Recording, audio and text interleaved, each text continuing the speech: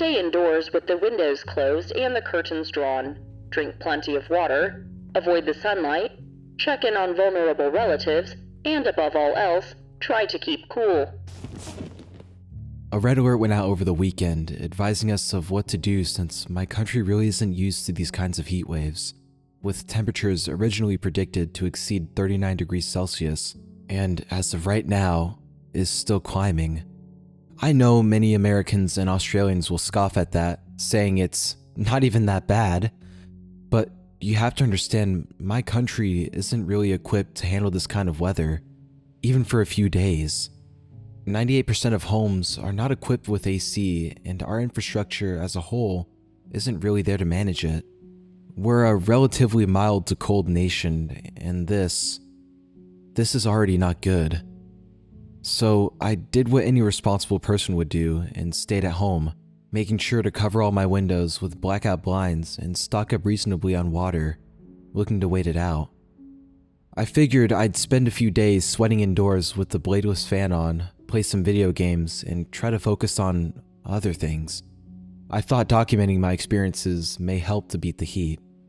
You know what they say, out of sight, out of mind. I admit, I kept one window curtain only slightly drawn so I could look out into the countryside. I had such a beautiful view, and so long as I wasn't catching the main rays, I didn't see the harm. But as the day was creeping on, I realized very quickly something was very wrong. I'm not one for watching regular TV, but I do keep track of the news through my phone like most people. I got a push notification around 3 p.m. on the first day of the heat wave that stirred me from a heat-induced nap. I'd been leaning back in my leather recliner, clammy skin clinging to the leather like sticky paper, and every part of me feeling hotter than it had done earlier. Oh, the fuck? It should be at least a stable temperature now it's the afternoon. I grumbled, reaching for my water bottle and looking at the push notification. Breaking. All-time heat record broken. Fires breaking out across the capital. Water rationing now in place. Do not go outside. I clicked the notification and cast to my TV as I checked the local temperature. I almost choked on my water when I saw the number. 42 degrees Celsius, being currently recorded. The air felt thicker just seeing that, and the video loaded with some commotion going on in the background. People jumping around and holding their hands up like weirdos. Nasty sunburns across their skin, and one of them dropped to the floor, likely from heat stroke, before being hastily pulled off screen. In the center shot stood a young woman with no protection from the harsh rays as she held her thermometer with shaking hands, smoke practically rising from something around her. When she spoke, her voice was coarse, as if the throat had been packed with sand. And as you can see, everyone at home, we've just reached a new record temperature here in the UK. The previous 2019 record has been smashed, and this looks to continue for a few days yet. Experts predict thousands could die in this unprecedented heat wave. Isn't it wonderful? So confidere, and it's back to you. I did a double take in my recliner, leaning forward as my back burned and rewinding the broadcast. I took a better look at her as the makeup ran down her face, hair matted to her forehead, and the business casual outfit clinging to her in what must have been a terribly constricting manner. But then I saw her expression, and something in it unsettled me even more than her words. She was elated, eyes twitching and almost bubbling in the scorching heat as those uncanny words repeated again. Isn't it wonderful? I thought the poor girl had heat stroke and mentally begged for the producers to get her some immediate attention as the broadcast continued in the background, my mind so frazzled from the heat that I could barely think straight. I was tempted to grab a shower, but I remembered the rationing and thought I'm better off in front of the fan where it's at least semi-cooler. I've famously never done well with the heat, and I didn't want to spend the evening with my head in the toilet. So I grabbed my laptop and tried to socialize with my friends to see how they were beating the heat. You know what they say, strength and solidarity in numbers, especially when suffering together. First one I hit up was my buddy Andy, a friend in Ireland, to see how he was getting on. How are you getting on, Mohara? Staying cool or practicing your jiu-jitsu like a madman? Adran Solas. I don't speak Gaelic, so I wasn't sure what that meant, and further messages yielded nothing. I put it down to their partner maybe pulling a weird prank, or they were so addled by the heat they simply told me to fuck off in their own native tongue. But when I tried calling my mom, it was a garbled mess on the other side. The heat my phone was generating was enough to singe my ears, but I pushed through to try and understand what she was saying. Mom, are you okay? Have you been drinking plenty of water? The sun. The sun? Yeah, it's really hot. Make sure you're indoors. No helping out in the garden. You know you're getting on in years. Honor. The sun. My hand instinctively dropped the phone as the feeling of skin boiling overwhelmed me, and as I did, the damn thing smashed on my wood floor, terminating the call. Naturally, I jerked forward to grab it and realized just how bad things were. The pain started in my shoulders and rapidly descended down my back before spreading to my arms. It was my skin.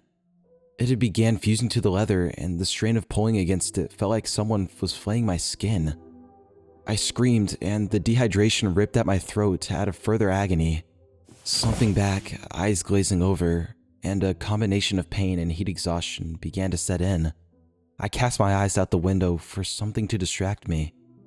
It felt like the air was swirling around outside. Infrastructure that should be stable began dancing, and the road itself twisted, bubbled, and smoked. It was almost hypnotic in nature, captivating me. I don't know how long I'd been staring before I spied someone who had begun to walk down the street wearing absolutely nothing. Every step took more off of their delicate flesh, and small and pink-red splotches littered the asphalt as they stood perpendicular to my window, staring up at me with a bright red face and that same grin the newscaster had. In that moment, terror took the place of fear within me, and I was rooted to the spot. Something was definitely wrong with him. Slowly, methodically, purposefully, they lifted their arms above their head and arced their fingers into a crown as the eyes shot up towards the overbearing sun overhead, their chapped and torn lips mouthing those familiar words as I think what were tears fell down their face. Worship the conflagration. The man grinned, and I watched his lips fleck and fall off, his cheeks blistering and popping, but his dedication never once wavering as he pulled his head down to look at me once more, jerking his head back as if to invite me out.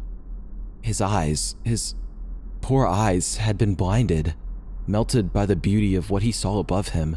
Two thick, milky fluids cascaded down his cheeks and matted on his mustache. I retched, but I had to look. I needed to see what drove him to this. My eyes began traveling up his steadily burning, melting frame and towards that beautiful burning god in the sky, enriching us with its loving heat. I began to glimpse its form in the sky, and I honestly felt every inch of pain, exhaustion, and trepidation ebb away. It didn't even look like the sun. Not the one we grew up with, at least. It's hard to describe, but it was a form full of comfort. The color of the sky, a beautiful palette of maroon, garnet, crimson, and vermilion. So much red. I'd never been happier to be in its presence. I don't know how long I sat there looking, but my head span after a while, and ultimately, I succumbed to the exhaustion and woke up half an hour ago with a clearer head and a frenzied thirst and a panic. I reached for the water on my table side, but drinking from it brought me no comfort. I may as well have been slurping gravel. I spat it out and somehow managed to reach my phone without causing myself any more pain. News notifications. State of emergency declared 3 hours ago.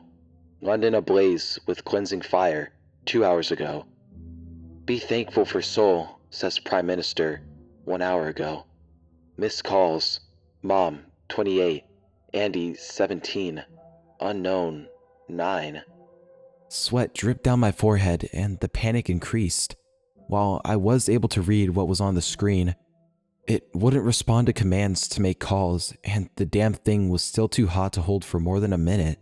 I tried in vain to click the voicemail function before putting it by my table to let it load. Turning on the TV, it flickered to life and I realized it must have still been on the news channel as I recognized the banner at the bottom. It was a live stream of the sun. The temperature still registered 42 degrees Celsius, even as the day had now gotten later in the day. I could barely believe it. The garbled voices through my television seemed to be reveling in the madness. Overjoyed we were all burning and that it was going to be even hotter tomorrow. It made my head spin. I decided to turn back to the window for comfort, my sole refuge in this sweltering environment. The man in the street is gone, a small pool of something left in his spot, but nothing more. Looking around, every house was practically dancing in its spot, moving to a rhythmic beat only they could hear. In a couple of partially covered windows, I could spy my neighbors prostrating themselves before the sun, screaming in its direction amid faces mixed with agony and ecstasy. It was unsettling. I didn't dare look up at the sky again. Not yet. I don't think I'd be able to break away. The TV abruptly shutting off with a loud pop snapped me from my stupor, and I began to hear the voicemails crackle through my desiccated phone. All of them telling me to come outside and bask in the flames. My mind is now racing with thoughts of what had occurred and a desire to share with the wider world. My rational mind knows we should not be this hot at all, let alone for this prolonged period of time. I don't want to hear from the uneducated climate deniers either. You idiots would call it fake news even as your flesh melted into the ground. Someone has to know why this isn't stopping. My head is still spinning and my situation isn't going to get better if I stay in the chair. It's going to be even hotter tomorrow too. How am I supposed to handle this for another 30 hours? All I can do is rest and hope tomorrow brings me some comfort. Maybe it won't be so bad. I've sent my mom a message on the laptop in between documenting this, hoping someone sees I'm in a bind and helps. All I have is time. Wish me luck.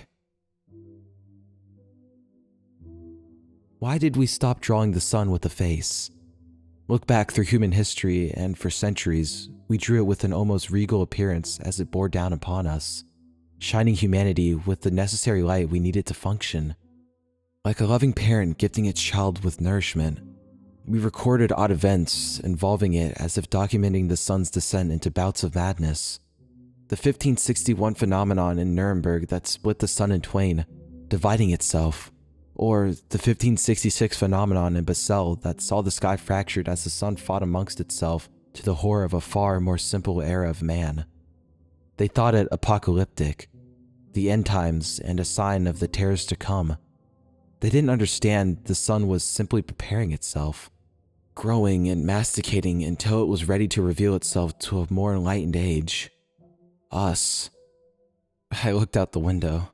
The curtain fully drawn back, and I stared up at the broad strokes of red and yellow across the sky.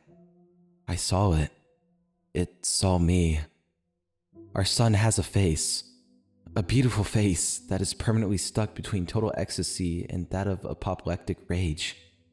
It's so close that I can make out the sun's spots hiding and bursting from its amber surface. Thousands of small human-like shapes ascending to meet it.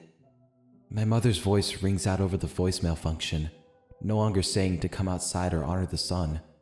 She says she's been trying to reach me and is terrified I have heat stroke, that I'm not completely stuck to my chair and I've got to drink some water. Fool. She has no idea. She must be addled and hiding from the sun's brilliance. I do not need water or distractions. The warm glow of the sun is all I need. I don't know what the man that stood outside my house thought, but I know he experienced divinity. And I want to experience it too. Maybe, after reading this, some of you will as well. Now, I'm going to free myself from this leathery prison, even if it tears my flesh to the muscle. I will crawl out of my house if my limbs fail me. I will stand in front of that sun, and I will praise it.